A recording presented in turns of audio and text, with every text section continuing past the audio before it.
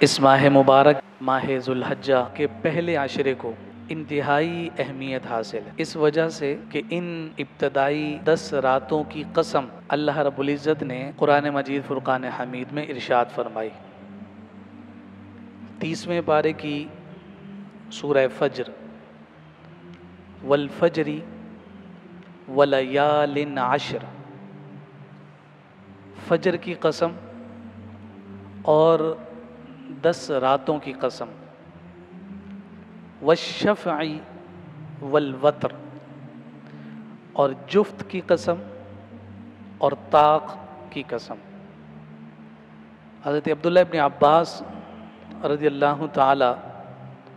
عنہ بیان کرتے ہیں کہ یہاں 10 راتوں سے مراد ماہ ذی الحجہ کی ابتدائی 10 راتیں، اور فرمایا کہ یہاں جفت سے مراد 10 ذی الحجہ کا دن ہے اور طاق سے مراد 9 ذی الحجہ کا دن ہے، چونکہ 9 ذی الحجہ مکۃ المکرمہ میں یوم عرفات اور 10 ذی الحجہ تمام عالم اسلام کے لیے یوم النحر۔ تو ان قسموں کا ارشاد فرمانا ان دنوں کی اور ان راتوں کی عظمت اور فضیلت کو بیان کرتا ہے،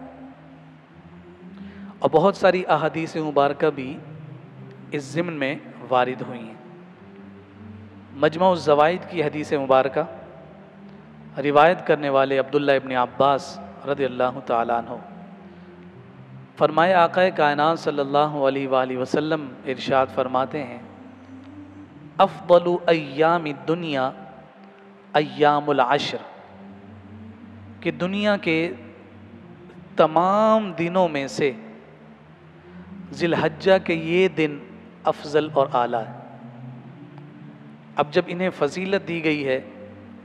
تو اس فضیلت کی بنیاد حضرت عبداللہ ابن عباس ہی روایت کر رہے ہیں، اور بخاری شریف کی حدیث مبارکہ ہے۔ فرمایا، مل عمل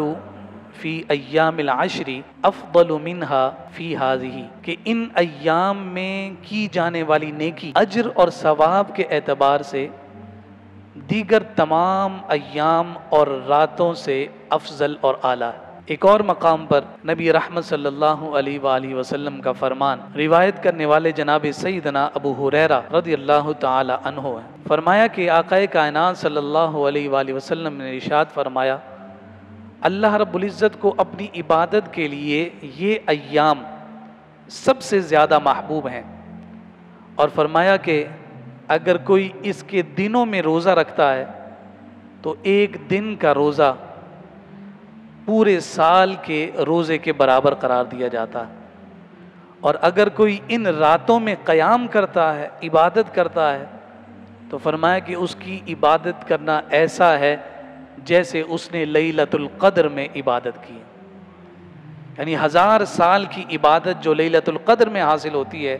فرمایا ان مقدس راتوں میں جن راتوں کی قسم قرآن میں ارشاد فرماتے ہوئے ولیال عشر کے الفاظ استعمال ہوئے، فرمایا اللہ رب العزت ان راتوں میں عبادت کا اجر شب قدر کی عبادت کے برابر عطا فرماتا۔ تو اس لیے چونکہ ہم ان قریب ان مبارک دنوں اور مبارک راتوں کو حاصل کرنے کی